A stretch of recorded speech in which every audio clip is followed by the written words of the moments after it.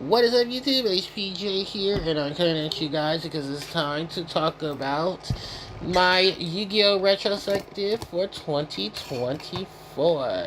Ladies and gentlemen, you guys knew I was going to talk about 2024, and of course, my other video definitely did not leave things without fray. I'm very thirsty, so I'm going to be setting up my drink right now so I can have something to drink because I am parched.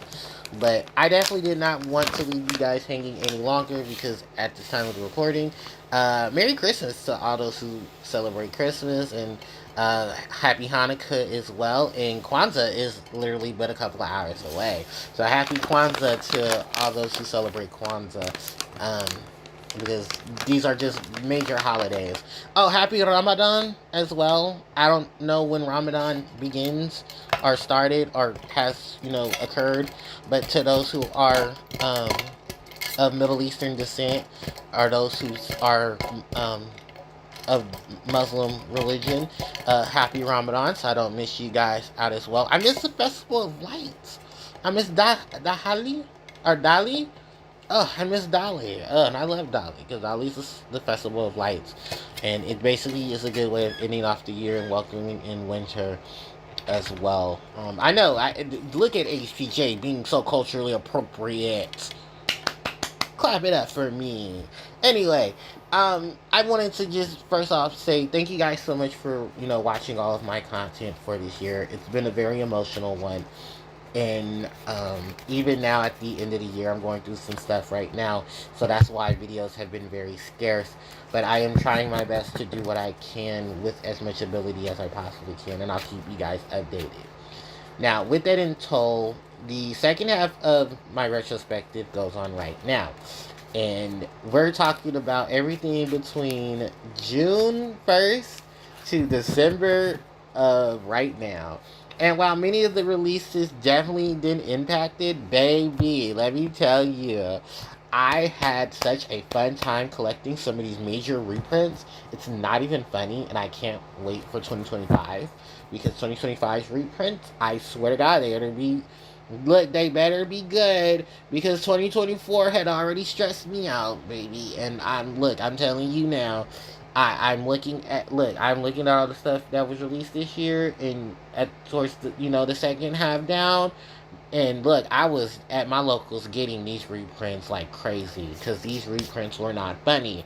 I got a core set ready for Sprite. I got a core set ready for the Mimi Ghoul. I had a little bit of the White Forest because the girlies they're adorable, but they are chaotic. And I wish we had like a really big setup for them, but unfortunately they just don't have that oomph that they need. But I heard that Supreme Darkness is gonna give them some more oomph, so maybe we can get that version set up for things. We had the Melcharmy entering the game. If you guys don't know who the Melcharmy are, they're an archetype devoted to being your draw power hand traps, depending on where your opponent is special summoning monsters from. Whether they're doing a normal or special summon from the hand, you have the Blue Melcharmy to draw you cards from that.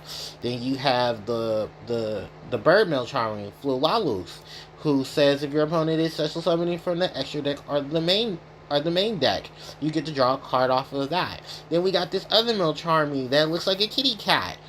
And that Melcharmy says when your opponent is summon from the graveyard or from the banish, you get to draw some cards. And then for every number of cards that are on the field, you send back cards from your hand to the deck until you have at least 6 plus the number of cards that are on the field. Which is weird because the hand size limit is 7, so most of your cards are going to go back to the graveyard. But that's for a different story. Anyway, let's talk about this whole array of things that were released because, baby, I was collecting rarities from left and right. And one of the things I have to praise for a lot of these rarity collections and stuff that were coming out was, baby, I was getting, support for you guys to build these decks. But you got to start appreciating some of this because HPJ can just say, I don't want to do it no more. And, just do some mediocre shit like most of your favorites have been doing since I don't know when. But that's one of the big things I don't want to tell you guys about in the retrospective was that, just because I don't have the elaborate editing skills of some of your friends and I don't have the money that they do to do the editing funds, that I'm pushing out as much that I possibly can, so that I can still keep the community on whatever little part I give to the community going. And while my little part is on a very more casual level of it, of hee hee ha ha ha, you know, do understand that the craft is should be respected no matter how much is put into it, because baby, I put 100% into whatever I do. So now with that in tow, the Yu-Gi-Oh community, the Yu-Gi-Oh scene definitely had some major upticks, which I'm not going to talk about in this video. I will talk about in video number 3, which I will do separately after I do this one. So for video number 2, let's go ahead and talk about what was going on in video number 2. So, sorry, that was me shaking my bottle. But, Battles of Legends, the Terminal Revenge, came out in June, while the whole TCG and OCG received the Animation Chronicles animation for 2024, which is very, very beautiful. And every archetype in that video, ironically enough, has now had stuff released within the last couple of sets. So shout out to all of them. In July, we here in the TCG received the Infinite Forbidden, while the OCG received Rage of the Abyss, which was a set that we got later on in the year. There was no releases in August because that was national season, and even though national season tends to have some releases, then there was no releases for TCG or OCG in terms of that. I do believe Rush Duel has some releases, but unfortunately the wiki did not have anything for the TCG or OCG in terms of Rush Duel. September, the Yu-Gi-Oh! World Championship in Seattle, Washington, and our winner was an American, so congrats to him. I don't even know his name, and probably does not care about my 2 little cents anyway. We have the TCG's release of the 25th Anniversary Teams Dueling Mirrors, and then the OCG received Structure Deck Advent of the Blue of Eyes with Blue, which is the R structure, which is another structure deck variant for the Blue Eyes White Dragon, which its release date is for February of 14th of 2025. So enjoy your Valentine's Day with your Blue Eyes White Dragons. From there, we have the October releases. We have Rage of the Abyss release for the TCG, while the OCG receives Supreme Darkness. November, the TCG received Quarter Century Bonanza, as well as Speed Duels Battle City Finals, which has a dual release date. I guess there must have been some things in the background for this release, because the TCG has a release date here in the wiki for it being November 22nd and then December 13th. Y'all figure that out. Or, yeah, because maybe this was an EU release in which the EU got this early? The EU never gets these. I don't know what's going on. Maybe it was a typo on the wiki. But TCG and TCG received its Crossover Breakers deck building set, and then the Asian English American release for Quarter Century Edition, which is probably our Quarter Century Bonanza before English, the Asian English Edition. Also, I just found out as of today that in a few days, the China will be receiving their first Forbidden Limited list for their editions of the Yu-Gi-Oh! Trading card game, which still baffles me that after all these years, they're just now getting Yu-Gi-Oh! Stuff. Alright, so anyway, let's go back up and let's talk about everything that was happening. So, major releases of reprints that I got throughout this was definitely from Battles of Legends, Battles of Legends Terminal Revenge, cards that I got from Quarter Century Bonanza. I definitely got some things from Rarity Collection too. I didn't get much from the Dueling Mirrors tins, but I did try to invest some stuff in Infinite Forbidden. So while many of the things I invested were Gimme Ghoul and some of the I say Wind Witches, the White Ash, or the White Forest as they're called here in the TCG. I'm gonna be honest with you, the sets were hitting in November, in June, in July. I'm not gonna lie, even if they're reprinted sets, I was very excited for a lot of the stuff that came out of it. The one issue that I had with the Battles of Legends set was, why would you ever reprint a set and make the cover card only one rarity? That was the dumbest decision ever, and no one's playing the card, by the way. The card is ultimate ultimate black magi, the or ultimate magic magi, the fusion monster of a blue eyes ultimate dragon, and either one of the ritual monsters you could use in anime, the chaos ritual monster or a black luster ritual monster, and it on its destruction got you one of the three of the monsters onto the board. So okay, I guess that's cute if you wanted to do that. To be very honest with you, I'm not gonna lie, I don't really care too much for the monster, but it was nice to see them do a reincarnation of um, Dragon Master Knight, because Dragon Master Knight is known for being one of the strongest in static fusion monsters because it's the highest level. I think next to Egyptian God Slime, but it has more attack than Egyptian God Slime, even though Egyptian God Slime is supposed to be just, you know what I mean. It's supposed to be a weird fusion setup of homage to that city, to the Battle City situation. Um, I don't really have anything else to really say about what came out in June. July gave us Infinite Forbidden, and Infinite Forbidden was probably one of my favorite sets from this year because I got so much out of that. Um, the dueling mirror, the dueling mirror tins. I don't care too much for them. They are what they are. I've talked about Blue Eyes, but at least I'll be honest with you. Um, the Blue Eyes stuff isn't going to be bad. Blue Eyes and our boy Red Eyes are going to be getting some love for these next couple of months because of the fact that Blue Eyes is going to get his wave of support. Red Eyes with all the metal the metamorph reincarnations of Joey's cards are definitely going to see a lot of major play as well, which is cute for them. I'm more so focused on the Rush Duel stuff that's coming out because just a few weeks ago, we just got the announcement that Rush Duel is going to be receiving two major structure decks for Cyber Dragon and Harpie. I'm, of course, as you all know, are very excited for Harpie because the cover monster is going to be a new Harpie edition. Their name is Harpie Lady Sisters. Was it Triple Beauty, which, okay, Queens, go off. And I'm more so just excited about that in terms of anything, because I do love playing Rush Duel when I play on Duel Links. But that's for a different video.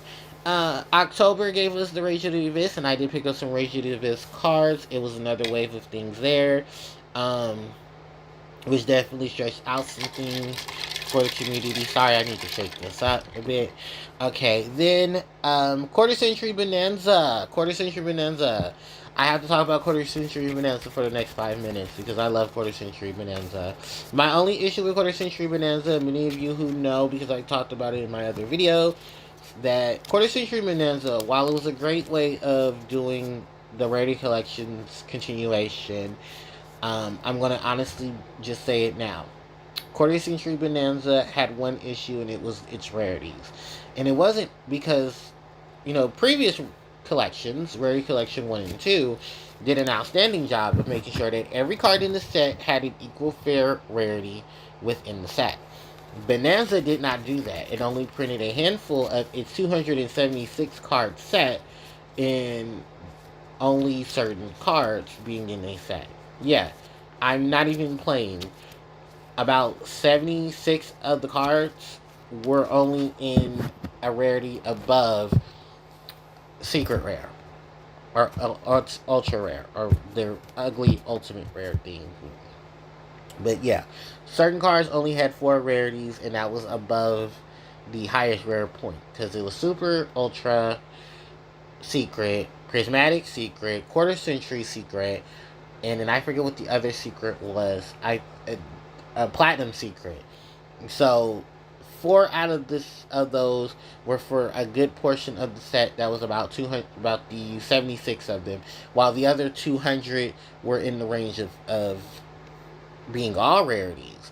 And some of the cards were just extremely hard to get, or find, because they were so fucking expensive. I'm looking at Caius the Shadow Monarch, who, yeah, I still don't have any Caiuses, so anyone who wanted me to do some variation of Dark decks, then I can't, I have to go find Caiuses to do that. I don't have multiple Thunder King Ryos, because I was looking for him as well.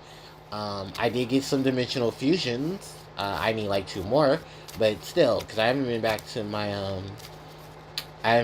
locals for a minute because of everything that's been going on personally. So I unfortunately still need those cards. So I'm going to see about looking into that. But I did love the Bonanza. I praised the Bonanza. I still praise the Bonanza now. I just don't like how Konami's practices of things definitely affected the secondary market, or for those who are looking for these, because Edison in GOAT format have a lot of reprints that have still not been reprinted. And these quarter centuries, if they're going to reprint a lot of those things, they definitely need to reprint a lot of those things to help out the market for, of course, product that the TCG players are definitely promoting when it comes to these retro formats, which, by the way, we helped start because Konami at a point in time was really just lacking in waves of things. So, yeah, we want to see some more things printed. Now, in terms of that, we go into the last bit of things printed, and the Speed Duels Battle City Finals box. 8 separate decks, a outstanding set of cards on the side, which also includes Max C. And my thing about this little box is this: it's the last of the Speed Duel stuff. We don't know what they're going to continue to do with Speed Duels or how they're going to implement things. It was a nice way to go out because, let's be real, Konami loves milking the taint that is the Battle City arc of Yu-Gi-Oh! Which ironically enough, is still one of their most iconic arcs in the franchise. But the problem was that they milked it so much, everybody just got tired. You know, it's like how we're getting tired of seeing Dark Magician and Blue Eyes White Dragon constantly get reprinted every 15 damn sets. No, not every 15 damn sets. I'm over exaggerating. Every 3 or 4 sets of things. It's like, yeah, we get it. Your poster child and your other poster child. But can we see the others get some love? Oh, and Dark Magician Girl, because I don't care about your waifus. But can your waifus please stop being reprinted every other set and give that slot to some other sets of legendary archetypes that deserve it? Because I'm tired of Blue Eyes and Dark Magician and them getting the spotlight. Give it to others. It's kind of why a lot of people praise Pokemon, because Pikachu may be the star, but everybody else gets a fair share here and there, and it's nice to see that. Shout outs to the Gengar.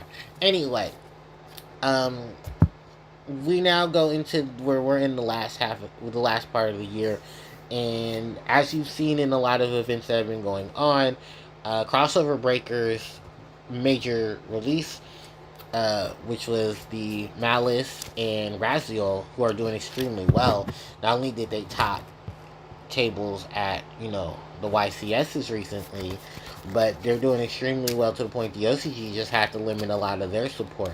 Um, as well, because of the last Forbidden Limited list they had. We had a lot of crazy things come out for our Forbidden Limited list, which shortened terms did eventually kill off the Year of Fire. But the Year of Fire doesn't look like it's going down because Raziel is Pyro and Thunder. So get ready for your return of the Exceed versus Link situation, because Malice being the Link archetype and Raziel being the rank 4 Exceed engine, things are not going to pan out like you guys would want them to, but they're going to still affect the game in major ways. Also, D-Shifter didn't get banned, so people are kind of still mad about that. Not me. I'm just mad I don't have my bird. I'd like to have some work back, and maybe if they care enough about Winged Beast, then maybe we'll see an art structure deck for some more Bird of Divinity. And I'll hop on that shit real quick. Hit me up. Anyway, while most things have panned out throughout the end of this year, I honestly have to say I did enjoy a large portion of things that came out. The major reprints of stuff like Sprite, which I got from Battles of Legend Terminal Revenge, the wave of fluff of Pearly stuff that I got, Milcharmy, which was introduced in Infinite Forbidden, um, while Follows, the Winged Beast one, is getting a reprint in a couple of months. I'll pick that up, but I'm not going to guarantee that I'll be running into my decks because, baby, I'll be honest with you, these high expensive cards are not worth breaking my bank for. I can spend those things on more important things that I need to get and handle. In that same sense, like I said in many of my videos when I talked about a lot of these things coming out, I'm here for reprints as a casual player, and with some experiences of things that I experienced this year, which I'll talk about in part 3. Um, yeah, the things were real. The things were real, and Yu-Gi-Oh itself has definitely not what it used to be, but it is what it is. And you can sugarcoat things that you want, but hey, there was some means of fun throughout the shenanigans of 2024, and prayer circle of 2025, you guys. Prayer circle. So anyway, I'm going to go ahead and get ready to end off the video here, but this will wrap up just a major portion of the retrospective. I have one more retrospective video to do, and that's where I talk about some of the other things that happened in the TCG and OCG. It won't be more particular to ban lists and stuff, but it's going to be particular to things that were going on in the game that I want to talk about. I also want to talk about my experiences with both YCS Sacramento and the California regionals that happened as well. For those were two major events that I wanted to talk about that impacted.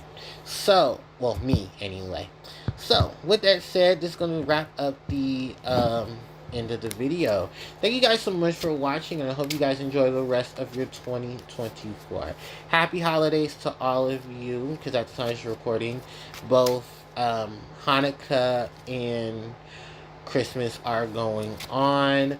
Kwanzaa starts tomorrow, and New Year's is only but a few days away. And the terminal amount of bullshit for there. With that in total, I do want to just thank everyone for 2024, with the ups, the downs, the left, the rights, and all the things that came in between. You all are amazing people. Smile and keep your hopes and dreams together. Thank you guys so much for watching the channel, as it helps me out tremendously. You can hit the notification bell to be informed of when I upload more content to my channel. My socials, they're in the description box below. And if you guys would like to see more of my content, you can check the playlist or the previous video. With that said and done, thanks everybody for watching. HPJ signing out. Take care.